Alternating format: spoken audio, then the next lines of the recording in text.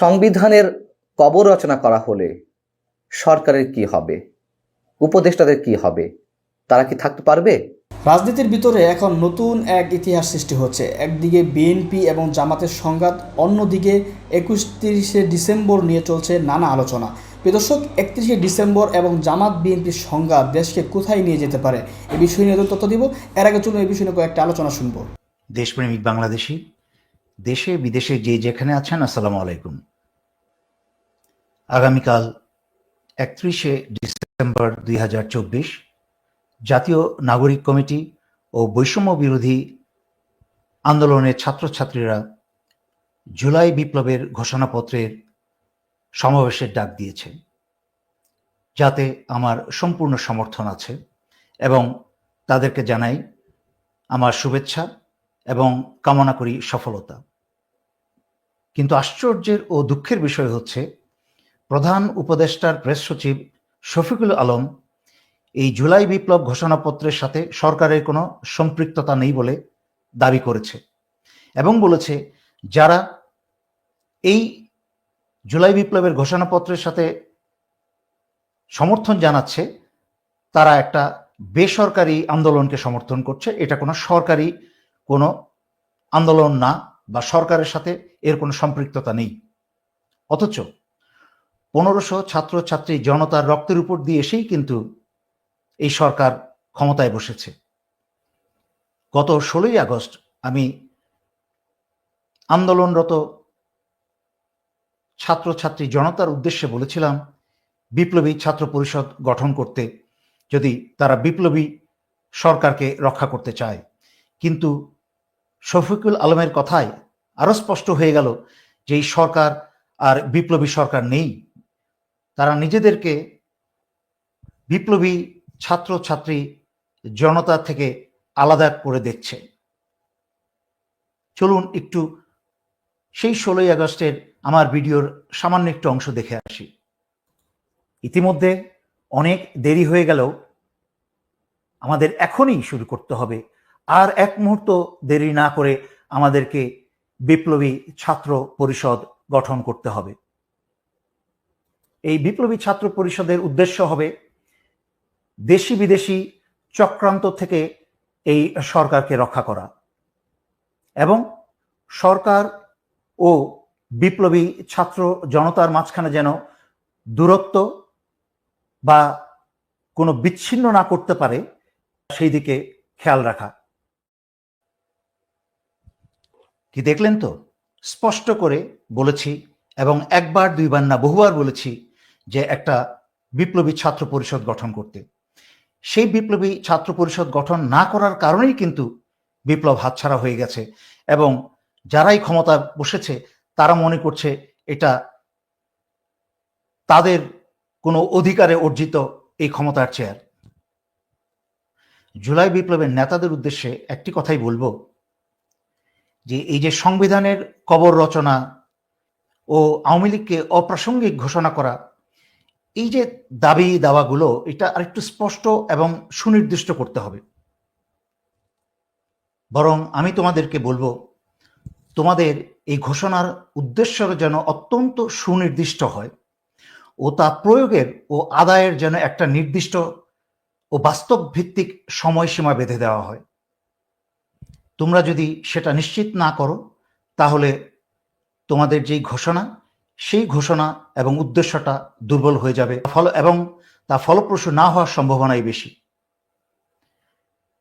বাংলাদেশের সংবিধান সংক্রান্ত বিষয়ে জ্ঞান রাখেন এমন অনেক মুরব্বী ব্যক্তি আছেন, সুতরাং আমি সংবিধান নিয়ে বেশি কথা বলবো না। তবে প্রফেসর আলী রিয়াজকে যেহেতু দায়িত্ব দেওয়া হয়েছে, ওনার উপর আমার যথেষ্ট আস্থা আছে। আওয়ামী লীগকে অপ্রাসঙ্গিক ঘোষণা করাটা আসলে এর মাঝখানে কি ফল বা কি উদ্দেশ্য আমি বুঝতে পারছি না। বরঞ্চ আমাদেরকে সরাসরি বলতে হবে যে আওয়ামী লীগের নিবন্ধন বাতিল করতে হবে, ছাত্রলীগের মতো আওয়ামী লীগকে একটা জঙ্গি সংগঠন হিসাবে আখ্যায়িত করতে হবে। কারণ আওয়ামী লীগ যেই পরিমাণ গণহত্যা এবং অপরাধ সংগঠন করেছে বাংলাদেশে, তাই যথেষ্ট আওয়ামী লীগের নিবন্ধন বাতিল করা এবং আওয়ামী লীগকে একটা জঙ্গি সংগঠন হিসেবে আখ্যায়িত করা। তাই তোমাদের দাবিগুলো অত্যন্ত স্পষ্ট, সুনির্দিষ্ট হতে হবে। বিএনপির যে করুণ অবস্থা দেখছি, তাতে আমি ভবিষ্যতে বিএনপির মাধ্যমে এই দেশে কোনো স্থিতিশীলতা এবং অবস্থার কোনো পরিবর্তনের সম্ভাবনা দেখছি না। বিএনপি যতদিন পর্যন্ত নিজেদের ভিতরে সংস্কার নিশ্চিত না করতে পারবে, এই বিএনপির কাছ থেকে কিছু আশা করা যায় না। এই বিএনপি আর সেই শহীদ জিয়ার বিএনপি নেই। সকল আদর্শ মরে গেছে। তারপরে গত 16 বছরে এই বিএনপিটাকে ধ্বংস করে ফেলা হয়েছে ভারত এবং স্বৈরাচারী শেখ হাসিনার পরিকল্পনায়। এই বিএনপি সম্পূর্ণরূপে ধ্বংস হয়ে গেছে। বিএনপির উপরের লেভেলের প্রায় সকল নেতা, সবাই না হলেও প্রায় সকল নেতা নেত্রী কিন্তু ভারতের কাছে বিক্রি হয়ে গেছে অথবা আওয়ামী লীগের কাছে বিক্রি হয়ে গেছে। ভারত আওয়ামী লীগ একই কথা, তাদের পকেটে বিক্রি হয়ে গেছে। আর স্বৈরাচারী শেখ হাসিনা পালানোর পরে এই বিএনপি আওয়ামী লীগের হাতে, দেশে থাকা লোকজনের, আওয়ামী লোক সন্ত্রাসীদের কাছে যত টাকা পয়সা আছে, এই টাকা পয়সাগুলা আদায়ের জন্য তাদেরকে, আওয়ামী লীগের ব্যক্তিবর্গকেই পুনর্বাসন করার চেষ্টা করে চলেছে বিএনপি। একই সাথে সারা দেশে চাঁদাবাজি এবং অন্যান্য অপরাধে জড়িয়ে পড়েছে বিএনপি। বিএনপির কেন্দ্রীয় নেতৃত্বের কোনো নিয়ন্ত্রণ বিএনপির উপরে নেই। তাই আমি ছাত্রদের উদ্দেশ্যে বলবো, বাংলাদেশের স্বাধীনতা, সার্বভৌমত্ব নিশ্চয়তার জন্য বাংলাদেশে নতুন রাজনৈতিক দল গঠন অত্যন্ত প্রয়োজনীয় হয়ে উঠেছে।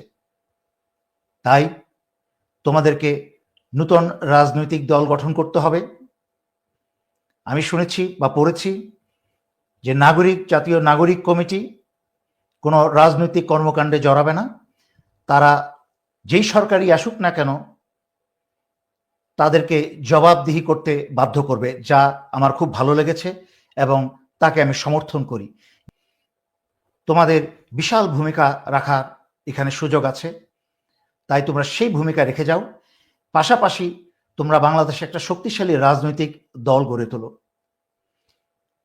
কারণ একটা শক্তিশালী রাজনৈতিক দল গড়ে না উঠলে ভবিষ্যতে নির্বাচনে একটা রাজনৈতিক ভারসাম্য রক্ষা করা কঠিন হবে। আর যখনই রাজনৈতিক ভারসাম্য না থাকবে, তখনই কিন্তু আবার একটা স্বৈরাচার তৈরি হবে। জামাতের সংগঠন শক্তিশালী, কিন্তু জামাতের সেই নেতৃত্ব আর নেই। জামাতের নেতৃত্বকে ভারত হাসিনার মাধ্যমে আমরা দেখছি দুই দলের মধ্যে বাকযুদ্ধ, বক্তব্য পাল্টা বক্তব্য, বিবৃতি পাল্টা বিবৃতি, একে পর আমরা এক দেখছি। কিন্তু বিএনপির জামাতের পরম প্রেমের এই চরম পরিণতি কি কারণে এলো, কি কারণে ঘটছে? শুধুমাত্র নির্বাচন কেন্দ্রিক, ক্ষমতা কেন্দ্রিক, নাকি মতাদর্শগত কোনো দ্বন্দ্ব তাদের মধ্যে স্পষ্ট হচ্ছে? সেই বিষয়টি আলোচনা করার, বিশ্লেষণ করার খুবই প্রয়োজন রয়েছে বাংলাদেশের বর্তমান রাজনীতির জন্য। তার আগে একটু তাদের মধ্যে যে বাকযুদ্ধ, আক্রমণ ভয়ঙ্কর ভাবে, সেটি একটু তুলে ধরতে চাই। আপনারা অনেকেই জানেন, তারপরেও একটু বলতে হচ্ছে। রোববার বিএনপি প্রতিষ্ঠাতা সাবেক রাষ্ট্রপতি জিয়াউর রহমানের সমাধিতে বা তার কবর জিয়ারত করা শেষে সাংবাদিকদের সামনে জামাতের উদ্দেশ্যে যে কথাগুলো খোলামেলাভাবে বললেন দলের সিনিয়র যুগ্ম মহাসচিব রুহুল কবির রিজভী, তা হচ্ছে এরকম যে তিনি জামাতের উদ্দেশ্যে বলছেন, খুব ঘোলা পানিতে মাছ শিকার করতে চান। আপনাদের ৭১-এর অর্জন কি? আপনারা ৭১-এর বিরোধিতা করেছেন, ৭১-৯০-এর গৌরব বিএনপির। সেদিনও শেখ হাসিনার সঙ্গে আতাত করে এরশাদের কুলাঙ্গারে নির্বাচনে যাননি, ৮৬ নির্বাচনের কথা বলা হচ্ছে। ইসলাম নিয়ে রাজনীতি করেন, ইসলাম মানে তো মুনাফিকি করা না। আরও বেশ কিছু কথা তিনি বলেছেন, যে রক্কাটা রাজনীতি কারা করেন তা তো সবাই জানে। বর্তমানে যে ইসলামী ধারা ব্যাংকগুলো দখল হচ্ছে, সেগুলো কারা করছে? জামাতে ছত্রছায়া হচ্ছে, এটি সম্ভবত বিএনপির অন্য এক শীর্ষ নেতা বলেছেন। যাই হোক, এই ধরনের বক্তব্যের পরে জামাতের সহকারী সেক্রেটারি জেনারেল রাতেই একটি বিবৃতি দিয়েছেন, রফিকুল ইসলাম খান। তিনি বলছেন, রিজভী অবশ্যই অবগত আছেন 2018 সালে প্রতিষ্ঠিত জোটকে এড়িয়ে ভিন্ন মতের লোকদের সঙ্গে জোট করে ক্ষমতায় যাওয়ার জন্য যে ঐক্য করা হয়েছিল বা করেছিল, তা কি জাতির সঙ্গে মুনাফিকি নয়? জনগণ এই রাজনৈতিক ছন্দ পতনের ইতিহাস ভুলে যায়নি। আমরা জানি 2018 সালে নির্বাচনে বিএনপি গিয়েছিল এবং তার আগে ডক্টর কামাল হোসেনকে সামনে রেখে বিএনপি নেতৃত্বেই একটি ঐক্য মঞ্চ গঠিত হয়েছিল। সেটির সঙ্গে জামাতের এক ধরনের বিরোধিতা ছিল, যদিও জামাত সেই মঞ্চে ছিল। সেটি প্রমাণ করে দিয়েছে যে মুনাফিকি কে করছে জোট থাকার পরেও। তার পাল্টা একটি বিবৃতি বিএনপির ভেরিফাইড ফেসবুকে দেওয়া হয়েছে, যেখানে বলা হচ্ছে যে 2018 সালের নির্বাচনে জামাত দর কষাকষি করে 22টি আসন বাগিয়ে নেয় জোট থেকে। সেই নির্বাচনে ডক্টর শফিকুর রহমান, যিনি বর্তমান জামাতের আমির, তিনিও নির্বাচনে প্রতিদ্বন্দ্বিতা করেছিলেন ধানের শীষ প্রতীক নিয়ে। তাহলে কার সঙ্গে জোট আর কার সঙ্গে মুনাফিকি কথা বললেন আমির? ভালো উত্তর দিয়েছে বিএনপি। এখন বিষয় হচ্ছে যে, যেটি বলছিলাম, এই যে প্রেমের চরম পরিণতি কেন? আমরা তো সবাই জানি যে বিএনপির মধ্যে দুটি ধারা স্পষ্ট, একটি মুক্তিযুদ্ধের সপক্ষের শক্তি, আরেকটি হচ্ছে যারা মুক্তিযুদ্ধের আদর্শকে, মুক্তিযুদ্ধের স্পিরিটকে ততটা কট্টরভাবে ধারণ করে না। তারা ডানপন্থী বা ক্ষেত্রবিশেষ উগ্র ডানপন্থী বা জামায়াতের আদর্শের সঙ্গে যারা একমত পোষণ করেন, সেই জায়গা থেকে তারাই জামাতের সঙ্গে জোট রাখার চেষ্টা করেছেন, তারা বাস্তবায়ন করেছেন বিষয়টি। কিন্তু এটি মুক্তিযুদ্ধের সপক্ষের যে অংশটি তারা কোনোভাবেই মেনে নিতে পারেনি। এবং আওয়ামী লীগ সরকার তো এটি নিয়ে রাজনীতি করেছে। যুদ্ধ অপরাধের দায়ে যাদের ফাঁসি হয়েছে জামাতের শীর্ষ নেতাদের, সেই হিসেবে জামাতকে যুদ্ধাপরাধী সংগঠন হিসেবে অভিহিত করার একটা চেষ্টা ছিল। সেই জায়গা থেকে জামাতের সঙ্গে বিএনপির সম্পর্ক কি তা স্পষ্ট করার দাবি জানিয়ে আসছিল আওয়ামী লীগের নেতারা, কিন্তু বিএনপি স্পষ্ট করতে পারেনি। বিএনপি দ্বিধাদ্বন্দ্বে ছিল, যদি অনেক দেরিতে এসে তারা স্পষ্ট করেছে। এবং বিএনপির সঙ্গে যে দূরত্ব, সেটি নির্বাচনের 2024 নির্বাচনের আগে থেকে একটু একটু করে খোলাসা হতে থাকে এবং 5 আগস্টের পরে সেটি চরম পরিণতি আমরা দেখতে পাচ্ছি।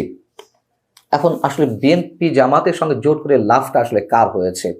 এটি সবসময় বলা হয়ে থাকে যে লাভটা জামাতেরই হয়েছে। বিএনপির রাজনীতি নিয়ে এক ধরনের প্রশ্নের মুখে পড়েছে। 2001 সালে যখন তারা জোটগতভাবে নির্বাচন করলো, তার আগে 4 দলীয় জোট 1999 সালে গঠন হলো। সেখানে 4 দলীয় জোটের প্রধান অংশীদার বিএনপি এবং জামাত। ক্ষমতায় তারা গিয়ে দুইটি মন্ত্রিত্ব তারা নিল, মতিউর রহমান নিজামী এবং আলী হাসান মোহাম্মদ মুজাহিদ।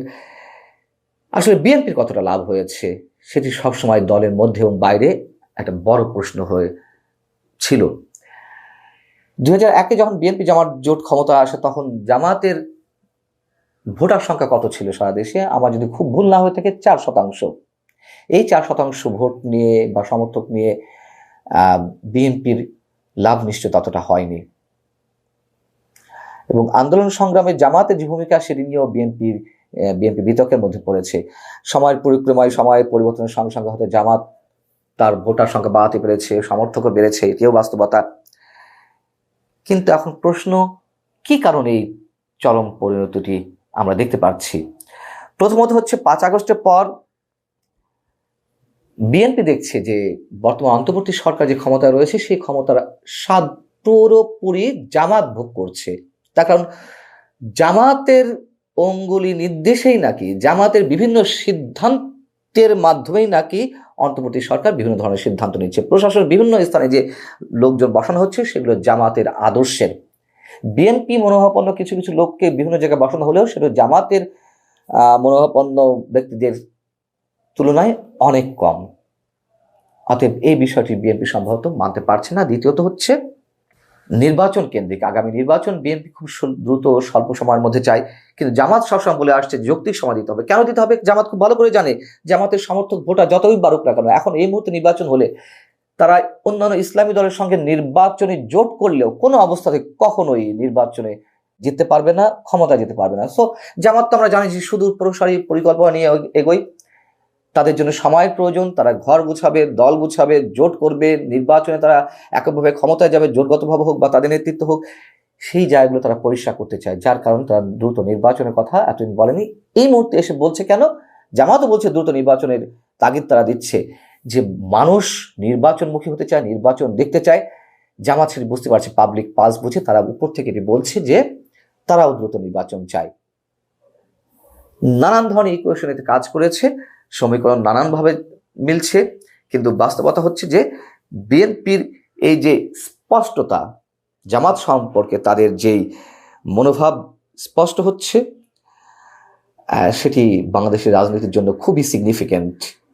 এই কারণে এই বিষয়টি আলোচনা ছিল। এবং আগামী দিনে বিএনপি রাজনীতি কি হয়, বিএনপি বরং মুক্তিযুদ্ধের পক্ষে তাদের যে অবস্থান সেটি স্পষ্ট করছে।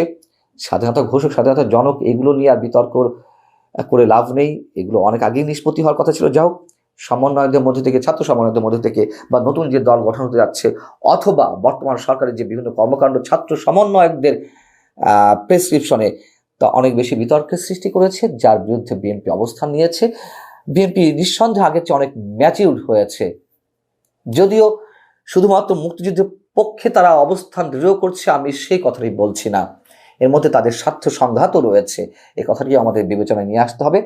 স্বার্থের সংঘাতের জায়গা থেকে যদি বিএনপি জামাতের চরম পরিণতি হয়ে থাকে, সেটি বাংলাদেশের রাজনীতির জন্য খুব বেশি ভালো কিছু বই নিয়ে আসবে না, বরঞ্চ মতাদর্শগত দ্বন্দ্বের থেকে যদি এই বিষয়টি স্পষ্ট। দর্শক, আলোচনা শুনেছেন, শুনে বুঝতে পেরেছেন আসলে 31শে ডিসেম্বর কি হতে পারে, এবং জামাত বিএনপি যে দ্বন্দ্ব শুরু হয়েছে, এই দ্বন্দ্ব হয়তো বা আওয়ামী লীগের শাসনামল আমরা আবারও ফিরে পেতে পারি। কারণ আওয়ামী লীগ এরকম একটা সুযোগেরই অপেক্ষা করছে, কিন্তু জামাত বিএনপি সেটা বুঝতেছে না, জামাত বিএনপি সেই দিকে কান দিচ্ছে না, কারণ তারা নিজেদের লুটপাটে দুর্নীতি রয়েছে।